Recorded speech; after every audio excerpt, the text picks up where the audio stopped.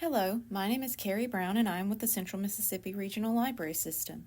Today I'm going to be reading to you chapters 8, 9, and 10 of Magic Treehouse, Viking Ships at Sunrise, written by Mary Pope Osborne. Chapter 8, Lost at Sea. Annie fell to the deck of the ship. Jack pulled the rope out of the water. The end of it was still tied in a loop. "What happened?" asked Annie. "We're heading out to sea," said Jack. "I guess all the pulling lifted the rope off the rock." Annie sat up and looked at the misty whiteness. "I can't see the island," she said. "I can't see anything," said Jack. Annie looked at Jack. "Do you think this is our darkest hour?" she asked. "I don't know," said Jack. "Maybe the book will help." He pulled out their research book. He found a picture of a Viking ship. He read the caption aloud. Viking warships were the best ships of their times. When there was no wind, the crew would take down the sails and row with oars.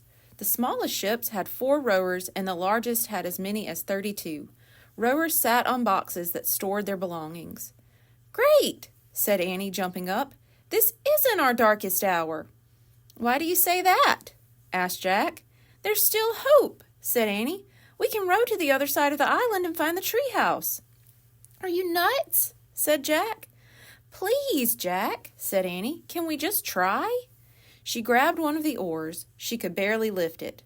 "Forget it, Annie," said Jack. "It takes 4 big Viking guys to row this thing. You're too little. I'm too little." "Come on, Jack. Just try," said Annie. "You get an oar, too. We'll sit on boxes across from each other." "Oh, brother," said Jack. Annie dragged her long oar over to a storage box. "I'm not doing this alone," she said. Jack groaned. Then he dragged an oar to the box across from Annie. "Cool," said Annie. She peered into a storage box. "Look, one for each of us." She lifted out 2 small Viking helmets. "Maybe these were made for Viking kids who sometimes ride in this ship," said Annie. "Maybe," said Jack. He hadn't thought of Vikings as real people before. People with families and little kids. Annie pulled off her scarf and put a helmet on her head. "Now I feel like a Viking too," she said. "I bet it will help me row." She handed Jack a helmet. He put it on. It made him feel a little different. "I don't know about this," he said. The helmet wasn't as heavy as the other one he'd worn in the time of castles, but it was still pretty heavy. "Well, I'm braver with mine on," said Annie. Jack smiled. He didn't know how Annie could be braver than she already was. "Ready to row?" she asked. "Yup," said Jack. He was feeling braver himself. The wind picked up as Jack lifted his heavy oar over the side of the ship. He lowered it into the water, but the current was so strong that the oar was ripped from his hands. Jack fell over backward as his oar slipped into the sea. "I lost my oar!" Annie yelled. Jack looked up as rain started to fall. The sky was black. A gust of seawater poured over the side of the ship. "Brrr," said Annie as she tried to stand. The black sky shook with thunder and flashed with lightning. Jack crawled to the side of the ship and pulled himself up. Another huge wave was coming right toward them. "It's our darkest hour now!" cried Annie. "Get Brother Michael's book." Jack reached into his leather bag. He pulled out the jeweled book and held it up. "Save us, Story!" he cried. He looked at the sea again. What he saw made him scream. Rising from the oncoming wave was a giant sea serpent. Chapter 9. Sea Monster. The serpent's head rose higher and higher above the water. Jack couldn't move. "He's beautiful," said Annie. "Beautiful!" cried Jack. The serpent's neck was as tall as a 2-story building. Its green scales were covered with sea slime. "Go away!" shouted Jack. "No! Stay! Help us!" shouted Annie. The great serpent glided closer to the ship. Jack ducked. "Come on!" said Annie. "You can do it! Get us to shore before the ship sinks!" Jack closed his eyes. He felt the ship jerk, then move forward. He looked up. They were gliding over the giant waves. Jack turned. The great serpent was pressing its long neck against the back of the ship, pushing it toward the shore. As the serpent pushed them, the wind grew calmer. The clouds lifted and the water glittered with sunlight. The rocky shore grew closer. Jack could see the treehouse on the ledge above it. "Hurry!" Annie called to the serpent monster. The great serpent gave the ship one last push. The ship swooshed onto the sandbar near the shore. Jack put the jeweled book carefully back into his bag. Then he and Annie climbed out of the ship onto the wet sand. They looked back at the sea. The great serpent was rearing its long neck into the air. Its scales glittered pink and green in the sunlight. "Bye!" shouted Annie. "Thanks a lot!" The monster seemed to nod at her. Then he dove into the sea and was gone. Jack and Annie headed toward the rocks. All of a sudden, Annie gasped. "Uh-oh," she said, pointing to the top of the cliff. 2 Vikings were staring down at them. "To the treehouse!" cried Jack. The Vikings shouted and started down the steep stairs. Jack and Annie began scrambling up the rocks. They reached the treehouse and climbed inside. Jack grabbed the Pennsylvania book. Annie stuck her head out the window.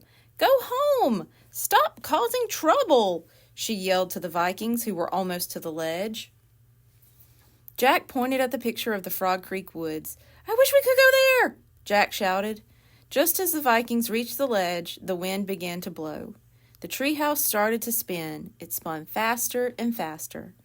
Then everything was still, absolutely still. Chapter 10. Sunrise.